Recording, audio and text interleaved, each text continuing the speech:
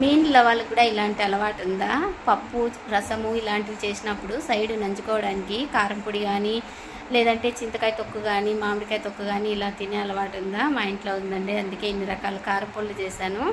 Next వీడియోలో ఈ కారం పొడులన్నీ ఎలా చేశాననేది చూపిస్తాను. ఫస్ట్ అయితే దీని గురించి చెప్తాను. చింతకాయ తొక్కు, పల్లీల పౌడరు, కొబ్బరి కారం పొడి, ఇది పుట్నాల పొడి, మొత్తం 4 రకాలు చేశానండి.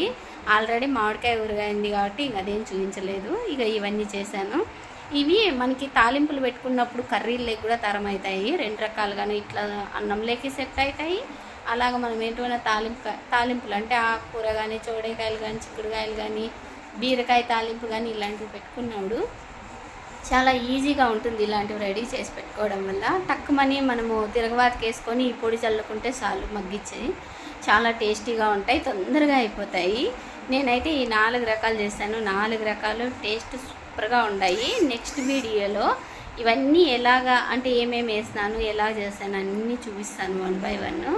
చూడండి, మీరు కూడా ఇట్లా ట్రై చేసి పెట్టుకోండి. అంటే మనం పొళ్ళు దొంచి పెట్టుకున్నామంటే చాలా 2 రకాలుగానే యూజ్ అవుతాయి. మీకు కూడా యూజ్ అవుతుందని చెప్తున్నాను. మీరు కూడా తయారు చేసి పెట్టుకోండి, బాగుంటాయి టేస్ట్.